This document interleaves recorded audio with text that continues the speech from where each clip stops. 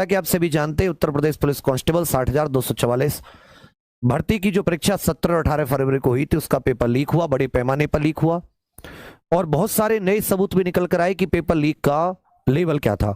जैसे कल एक पेपर लीक के लेवल पर सबूत निकल के आया कि पेपर लीक इस लेवल का था कि ऐसा मान के चलिए कि लगभग आप मानेंगे ऐसे ऐसे रिजॉर्ट जो ये बैंक्वेट हॉल होते हैं जिनमें शादी होती है उनमें 1,000 बच्चों को बिठा के पेपर रटवाया गया 2-2 3-3 दिन पहले। तो ये एक बहुत ही मतलब बड़ी बात है कि इस तरह से पेपर लीक हुआ। तो ये भर्ती बोर्ड था कहां? मतलब अगर ये ऐसा होता है कि भी इन्होंने जैसा कहा था कि हम पेपर लीक के लिए प्रतिबद्ध हैं, पेपर लीक को रोकने के लिए, क्या इसमें कोई बड़े लोग शामिल थे जिनको बचाने के लिए भर्ती बोर्ड ने कोई आवाज नहीं उठाई, या भर्ती बोर्ड का कोई हाथ था जिसने कोई अपना कोई कार्यवाही नहीं की उस पर? तो ऐसे ही मेरे पास कुछ सबूत हाथ लगे, तब नहीं थे वो, आज ही कल वो सबूत हाथ लगे और कल ही ये मैटर था कि जो 1,000 लोग ये थे। अब आप सोच रहे हो कि सर आप ये भर्ती बोर्ड के अब तो पेपर री एग्जाम है, पेपर कैंसिल हो गया, अब क्यों आप इतनी वीडियोस बना रहे हो? तो मैं उन बेवकूफ लोगों से कहना चाहूंगा कि पेपर तो आगे भी होना है ना। अगर इन लोगों पे कार्रवाई नहीं हुई, ये लोग नहीं पकड़े गए, तो क्या गारंटी है कि दोबारा पेपर लीक नहीं होगा?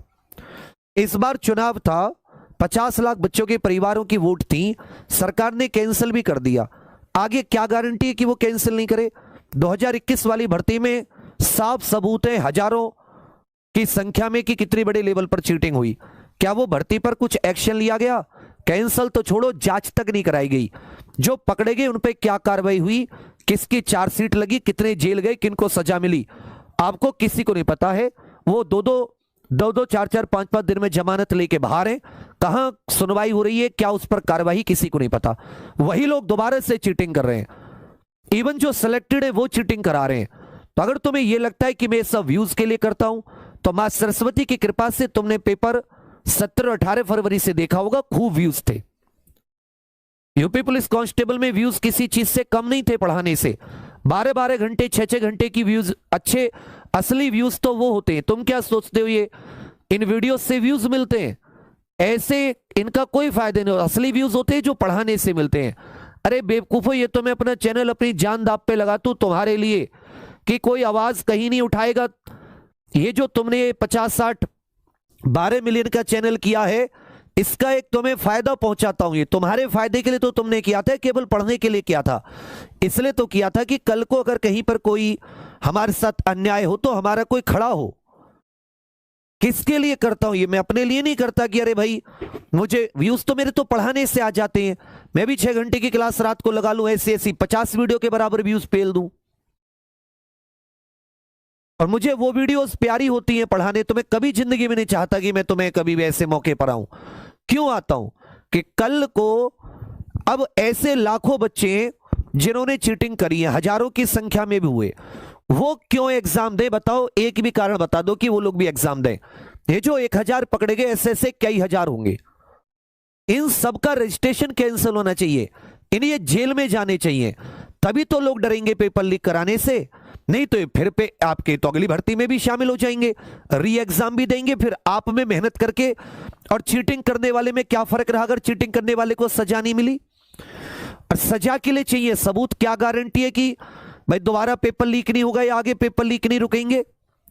ये तो हमने एसआई में भी सोचा था। तो बाबू, ये मैं खड़ा रहता हूं तुम लोगों के लिए, ये मुझे खुशी नहीं मिलती जो तुम उल्टा सीधा सुना देते हो। रे तो चैनल चला जाएगा, तो बनाया भी तो तुम ही ने था।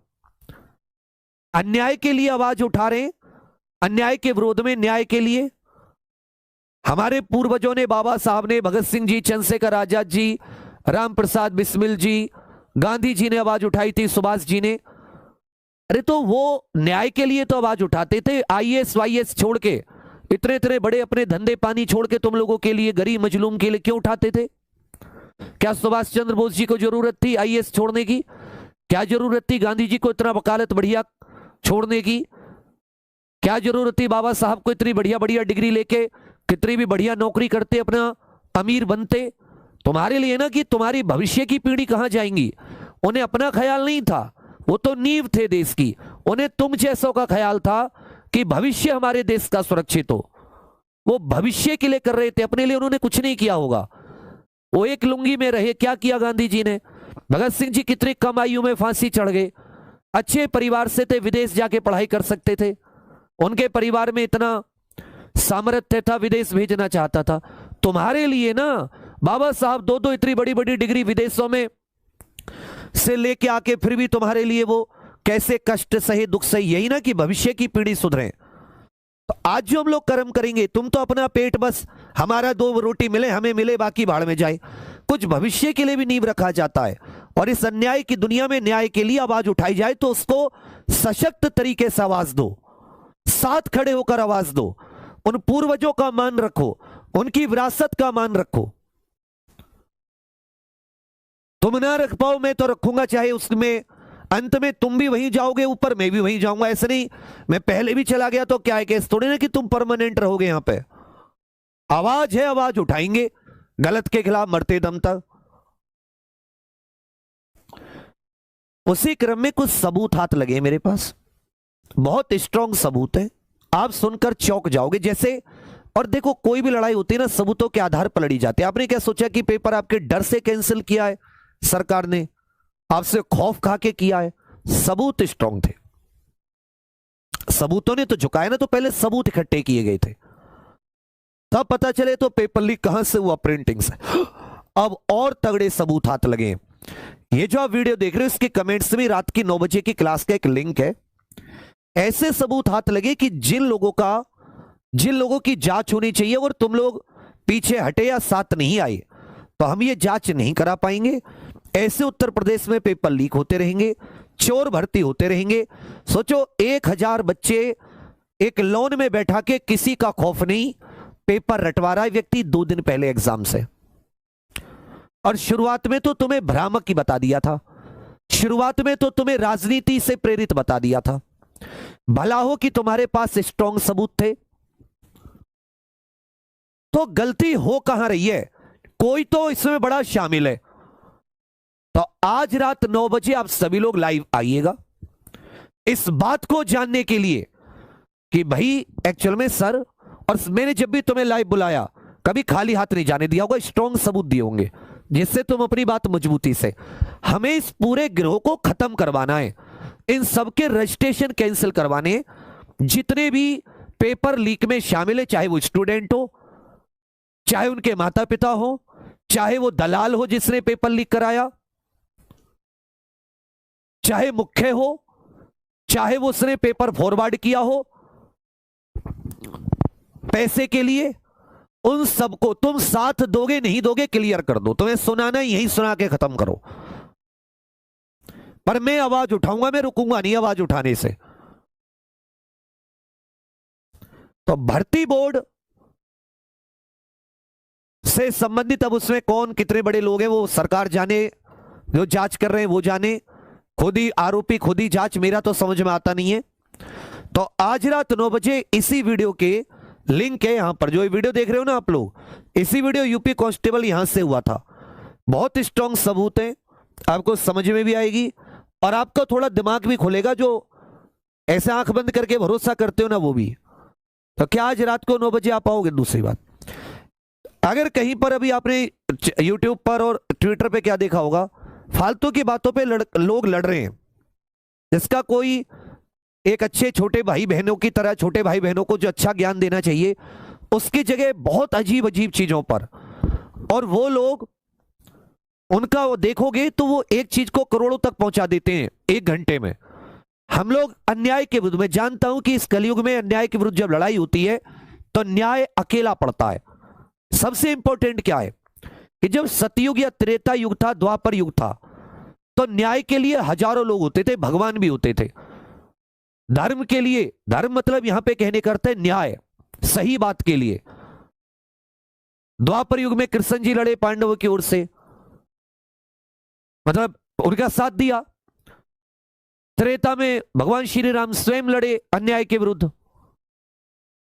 कलयुग में क्या है कि जब न्याय मांगोगे, अन्याय के विरुद्ध लड़ोगे, सब अन्याय के साथ होंगे, न्याय के साथ आप अकेले होंगे। ये कलयुग के साथ एक, इसे अभिशाप मान लो कि न्याय मांगने वाला, सच बताने वाला व्यक्ति अकेला खड़ा होगा। ज्यादा जनता किसके साथ होगी? झूठ के साथ, अन्याय के साथ, गलत चीजों के साथ, और संख्या ज्यादा होगी तो उसे बड़ा माना जाएगा कि उसके साथ संख्या वो सच्चा है, ये अकेला है, ये झूठा है। लेकिन यही चीज तो अंदर से ताकत देती है कि हजारों के साथ तो लड़ी लेते हैं, अकेले होकर लड़े तब है लड़ाई। तो आज आप सभी को रात 9 बजे उस क्लास में जुड़ना है, जानना है, सबको बताना है। सबको तभी बात पता चल जाएगी क्योंकि तुम्हारी बात तुम आज तक इन सब के पीछे भागते रहते हो, नहीं उठाएंगे बात। जैन का थोड़ा बहुत अपना कुछ दिखता है वहां उठाते हैं, जहां बार बार ये भी क्योंकि सरकारी विज्ञापनों पर पलते हैं। तो आपको ही अपनी आवाज सब तक, अपने जैसों तक तो पहुंचानी होगी। जाति के नाम पर भी लड़ाई हो जाए, धर्म के नाम पर, दुनिया भर की फालतू चीजें, तो न्याय का साथ दो, अकेले खड़े रहो बेशक कोई बात नहीं। तो आज आपको साथी पेपर लीक से संबंधित कुछ चीजें मेरे हाथ में आई हैं, कुछ स्ट्रॉन्ग सबूत हाथ लगे, वही सबूत रात को 9 बजे अपने इसी एग्जाम पर यूट्यूब चैनल पर आपको बताऊंगा। मैं इसको टेक्स्ट में भी ट्विटर पे डाल सकता था, मगर वो मैं वहां वीडियो बना के दिखा नहीं पाऊंगा, इसलिए मैं ये आपको यहां भी बता दे रहा हूं। तो आप सभी लोग लाइव जरूर आए, जिससे कि ज्यादा से ज्यादा साथियों तक ये बात पहुंच पाए।